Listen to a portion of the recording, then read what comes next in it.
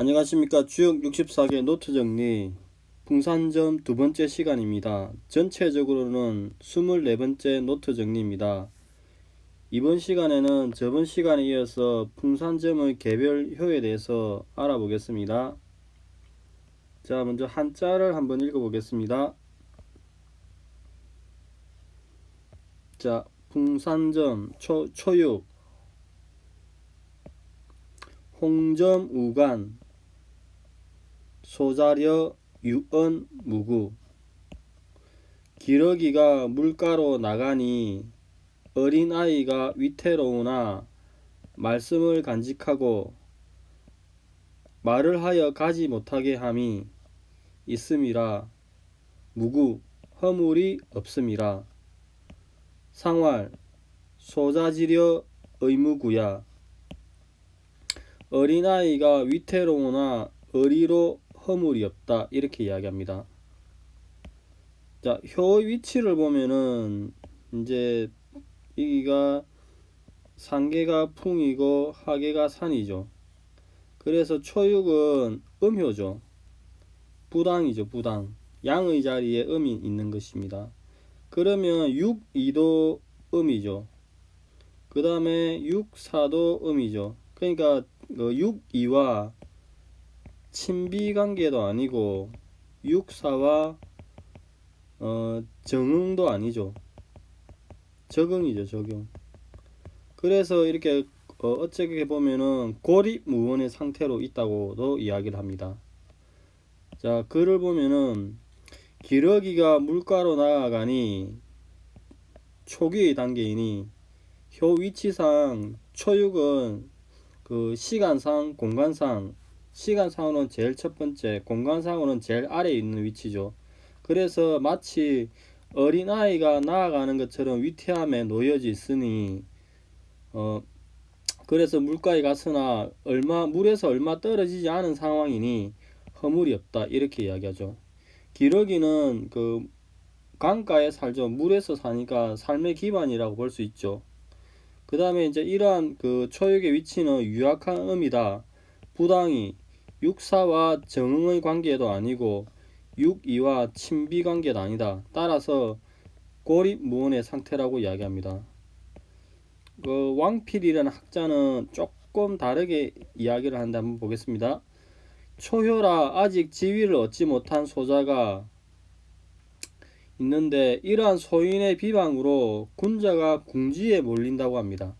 즉 소인의 참언으로 군자가 곤혹스러우나 큰 군자가 아직 의를 상시하지 않아서 무탈하다고 이야기합니다. 그러면 여기서 위험의 주체는 군자죠. 근데 위에서 아까 기존에 설명한 그 위험의 주체는 어린아이, 간 소인을 이야기하는 거죠. 조금 다르죠.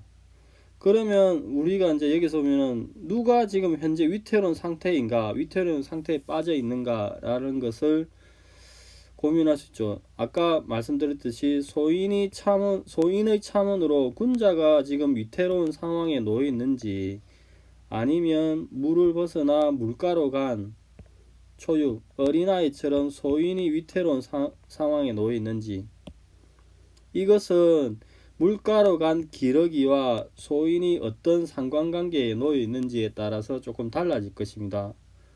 근데 우리가 풍산점이 나무가 산 위에 나무가 점점 자라나는 점진적으로 나아가는 상이람을 생각을 한다면은 여기서 보면은 점이 점진적으로 나아감을 말한다면은 위험에 노출된 자는 어린아이 소인이 아닐까 이렇게 생각을 합니다. 근데 이렇게 견해 대립이 있으니까 여러분은 참고하시기 바랍니다. 그럼 여기서 유언 말이 있다고 이야기하는데 이 유언의 내용이 말이 있다고 하는데 이 유언의 내용이 결국 소인을 기준으로 보면 어떻게 되는가를 보겠습니다. 결국 어린아이가 물가로 가면 위태로우니까 주변에서 말을 하여 가지 못하게 하니까 전체적으로 허물이 없다 이렇게 이야기를 할 수도 있습니다. 그 초육은 항상 그 이제 중천근에서 보면은 잠용 물용이라 가지고 나아가지 마라, 수신해라, 아직도 그 기다려라, 이런 의미가 강합니다. 그래서 여기도 위태로우니까 말을 하여 가지 못하게 하면서 결국에는 이렇게 허물이 없다고 이야기를 합니다. 그러면 이제 6.2에 대해서 살펴보겠습니다. 자, 이제 한자를 같이 한번 읽어보겠습니다. 홍점우반, 음식간간 길, 기러기가 반석, 넓은 바위, 반석으로 날아감이라.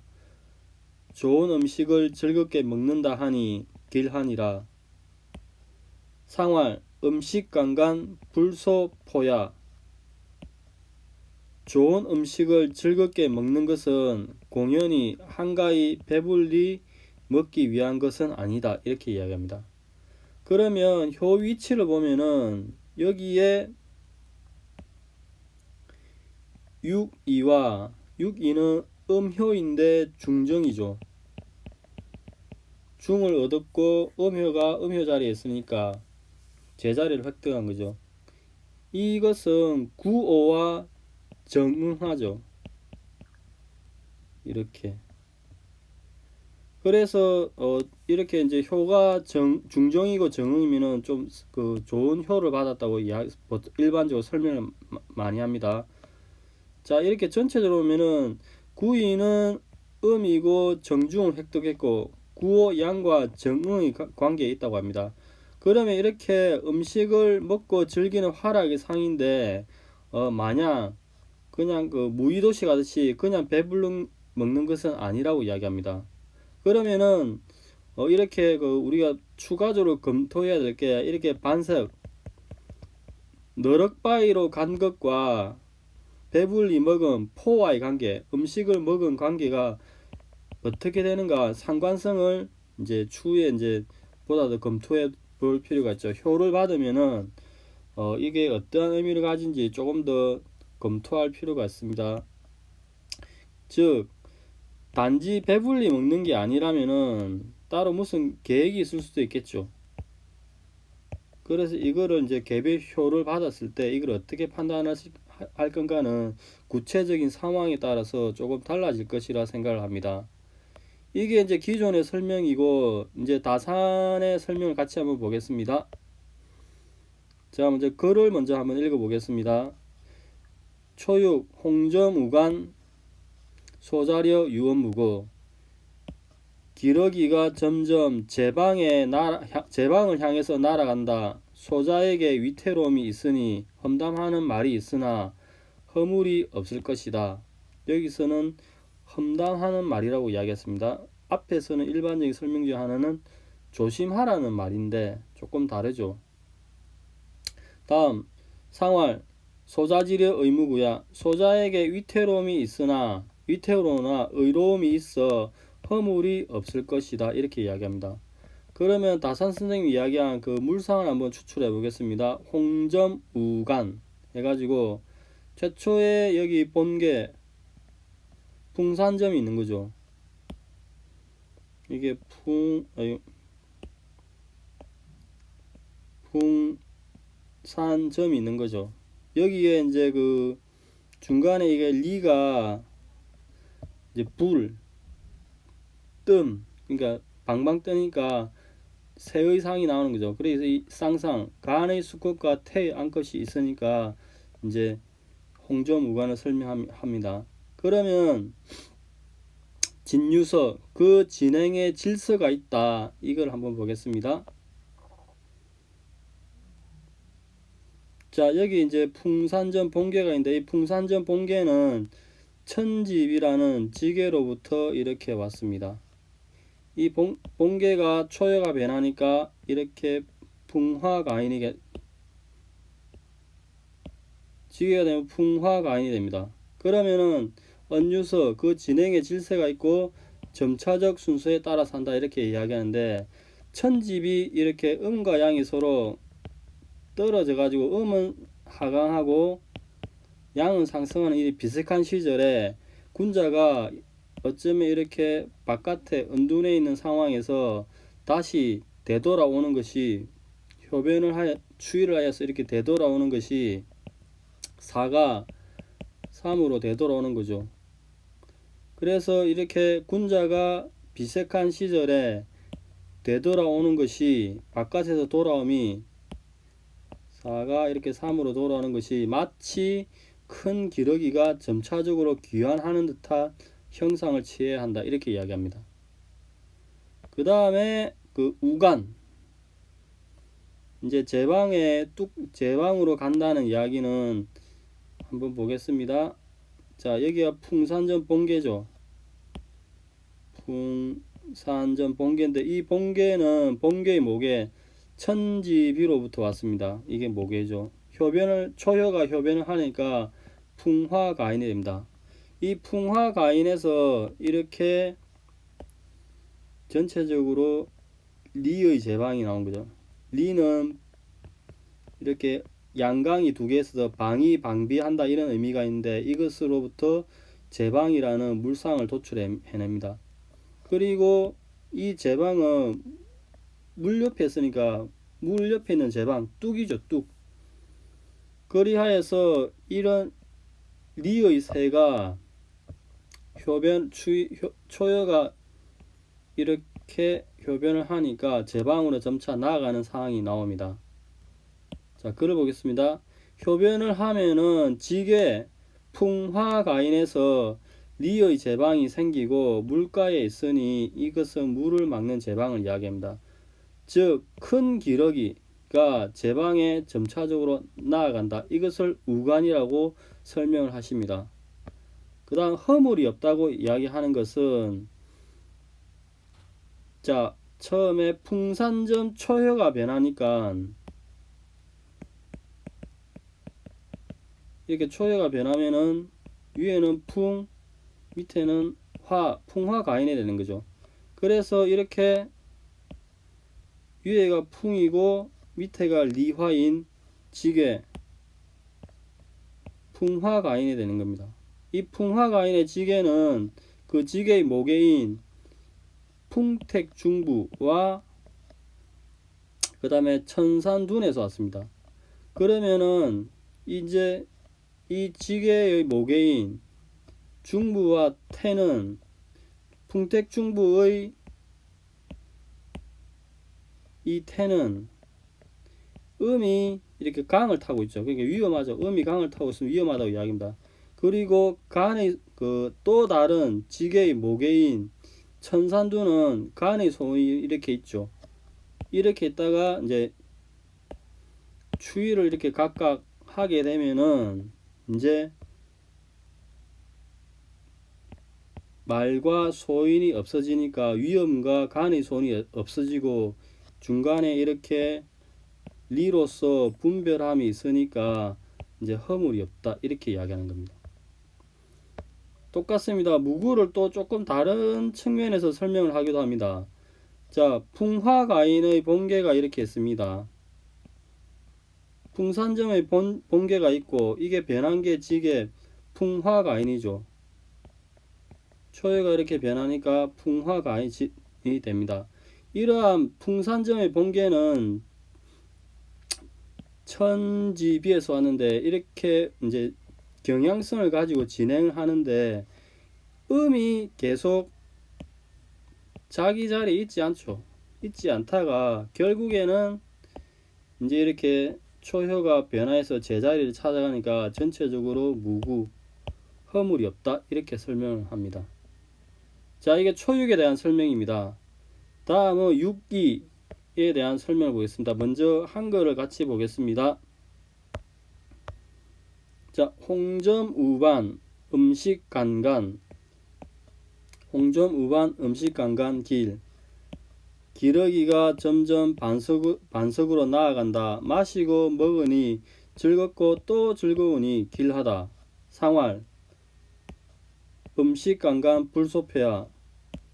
상활 마시고 먹으니 즐겁고 또 즐거우나 그것은 어디까지나 일을 한 뒤에 즐기는 것일 뿐이지 결코 무의도식하고 포식함으로써 헛되이 배만 불리는 것은 아니다 이렇게 설명을 하십니다.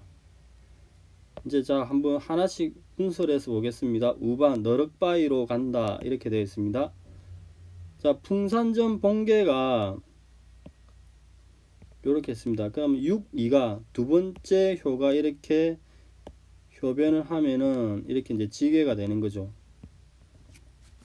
이 중풍손, 손이 두 개가 있는 거죠. 이렇게 위에도 손, 아래에도 손 이렇게입니다. 이 지게의 모계는 천산둔으로부터 왔죠. 근데 천산둔에는 최초에 이렇게 간의 돌이 있습니다.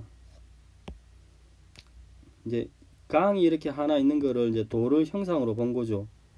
이렇게 하다가 이제 효변에 추위를 해서 하니까 큰 감이 나오는 거죠. 어찌 보면 커진 거죠.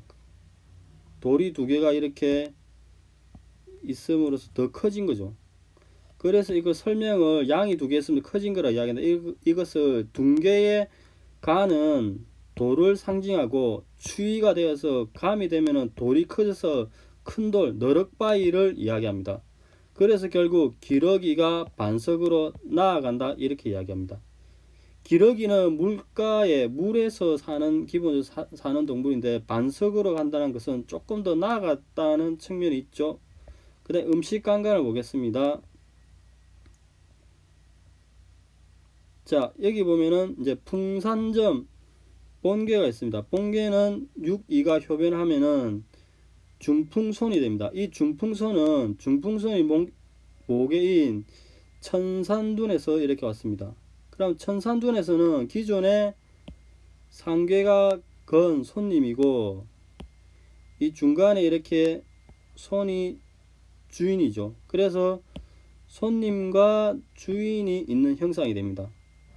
이렇게 손님과 주인이 있다가 이제 추위를 하여서 하니까 이제 결국에는 리에서 상견례를 하는 거예요. 만나서 이제 같이 이렇게 이제 감의 술과 태의 음식을 같이 즐기는 거죠. 화합하여 즐기는 거죠.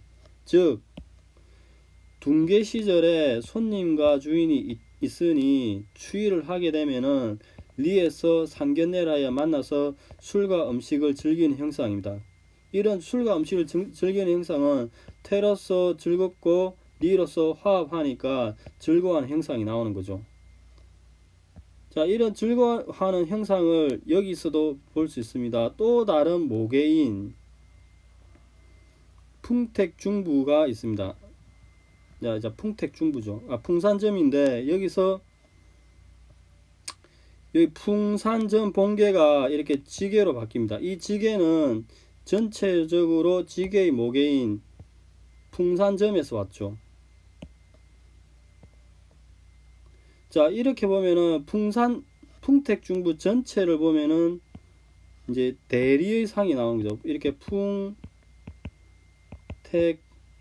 풍택중부이라면 전체적으로는 대리죠. 대리 기쁨이죠. 그래서 이 대리의 상황이 추이를 하더라도 그대로죠. 여전히 안에 있던 개별 태기쁨이나 태기쁨, 기쁨도 여전히 유지되니까 이제 간간 이런 단어가 나옵니다. 그 다음에 불소 포야는 같이 한번 보겠습니다. 자 본계에서 여기서 풍산점 본계가 있습니다. 본계에서 6,2가 효변하여서 이렇게 지게가 됩니다. 지게가 되면은 중풍손으로서 이렇게 손이 이렇게 두 개가 있는 거죠. 하나, 두 개 이렇게 됩니다. 중풍손. 그래서 중풍선을 이렇게 이제 전체로 보면은 이렇게 리로서 배가 부른 건 사실입니다. 리가 있으니까.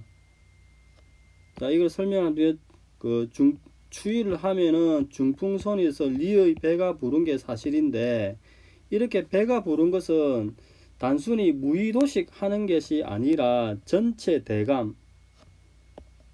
자, 요렇게 보면은 이게 감이죠, 감. 이렇게 음이 있고 강강이 있고 이렇게 했으니까 감의 이미지가 나오죠. 즉 대감 노력을 통해서 권의 백성 여기를 다스리고 즐거움 이루고 하니까 단지 하는 일 없이 소식하면서 배가 부른 게 아니라 일을 하고 난 다음에 음식을 즐기니까 배가 부르다 이렇게 설명하십니다. 이 상황을 다시 보겠습니다. 먹고 또 먹고 즐거우나 그것은 어디까지나 일을 하고 난 다음에 즐기는 것일 뿐이지 결코 무의도식하고 포식함으로써 헛되이 배만 불리는 것은 아니다. 이렇게 다산은 설명하십니다.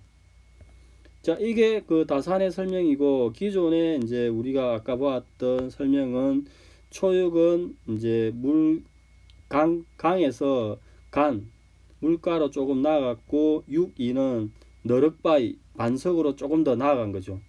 특히 육이는 음식을 먹는 게 단순히 배불리 먹기 위한 것이 아니라고 이야기하는데, 그 이면에는 어떤 계획이 있을 것이라 추론이 되는데 거기에 대해서는 따로 설명은 없습니다. 자, 오늘 초육과 육이에 대해서 설명을 드렸습니다. 다음은 나머지 효에 대해서 설명을 드리겠습니다. 감사합니다. 좋은 하루 되십시오.